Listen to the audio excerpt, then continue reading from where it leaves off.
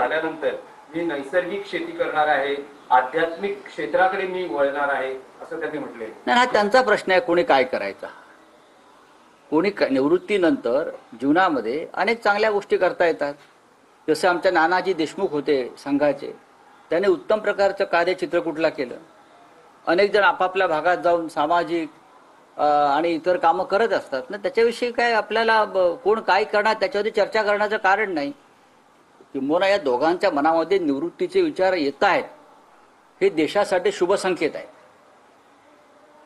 आशीष शेलार यांनी बोला, हिंदी में बोले. मैं जानना चाहेंगे सर कि आपने कहा है कि मनसे और शिवसेना साथ में इलेक्शन लड़ रही है, अभी कांग्रेस जो है वो इसमें नहीं रहेगी, किस तरीके से बात? मैंने ये नहीं कहा कि मनसे और शिवसेना एक साथ चुनाव लड़ रही है. मैंने ये कहा है कि लोगों का दबाव है, भारी दबाव है, प्रेशर है कि शिवसेना और मनसे एक साथ आकर लोकल बॉडीज के चुनाव लड़े, खास करके मुंबई महानगर पालिका. जबरदस्त प्रेशर है. आपने 5 जुलाई को देखा होगा जब बरेली में उद्धव जी और राज ठाकरे जी का एक साथ जो विजय रैली हो गई, उसमें आपने देखा होगा. हमको पूछा कि इंडिया आघाड़ी का अब वजूद क्या है. हमने कहा इंडिया आघाड़ी लोकसभा के लिए बनी थी, महाविकास आघाड़ी विधानसभा के लिए बनी थी. ये दोनों की कोई ज़रूरत लोकल बॉडी इलेक्शन में नहीं है, ये दोनों आघाड़ी की. अब लोकल बॉडीज में लोकल इशू होते हैं, शहर के इशू होते हैं, बहुत स्थानिक मुद्दे होते हैं.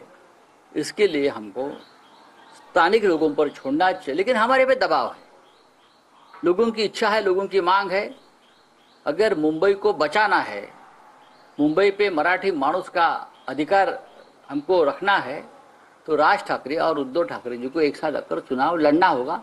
ये लोगों की मानसिकता और दबाव जरूर है. राज ठाकरे जो कह रहे हैं कि उन्होंने किया हुआ था कि अब युति की बात नहीं करेंगे, इस चीज को किस तरीके से देखते हो? नहीं, देखिए ऐसा है कि राज ठाकरे जी के अपने काम करने की एक अलग स्टाइल है.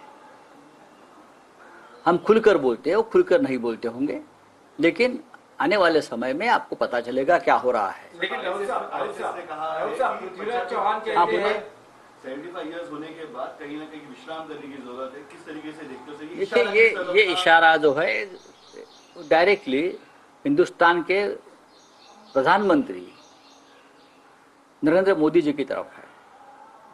कुछ महीने पहले मोदी जी संघ मुख्यालय में गए थे और सरसंघ चालक से उनकी चर्चा हुई. उस चर्चा में भी यही बात निकली है कि सितंबर में प्रधानमंत्री जी को 75 साल हो रहे. जो नियम बना है वो नियम सबके लिए समान है, चाहे अडवाणी जी हो, चाहे मुरली मनोहर जोशी जी हो, चाहे और कोई हो, चाहे अमित शाह जी हो, या चाहे मिस्टर हमारे मोदी जी हो. मोदी ने सब कुछ भोग लिया ना, पूरा जगह भ्रमण किया, हाँ, स्पेशल फ्लाइट में घूमे, देश की सत्ता का सुख लिया, हाँ, सब कुछ ले लिया. अब राष्ट्रहित के लिए उनको निवृत्ति, रिटायरमेंट लेनी चाहिए. मोदी जी एक वक्त भी नियम की बात कर रहे थे, पर लेकिन हाल फिलहाल कोई इस तरह की बात नहीं करे. इलेक्शन के दौरान भी ये चर्चा उठी थी कि मोदी रिटायरमेंट करेंगे, पर मोदी जी इस पे खुद पे कोई बयान नहीं दे रहे. किस क्योंकि मोदी जी की बात जो होती है, एक बात कहते हैं और उससे मुकर जाते हैं.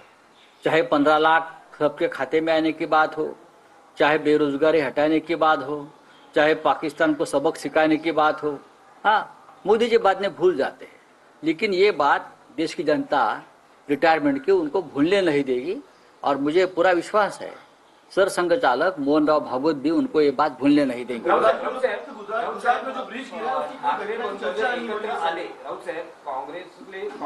उसका होने तो हिंदी में. हाँ,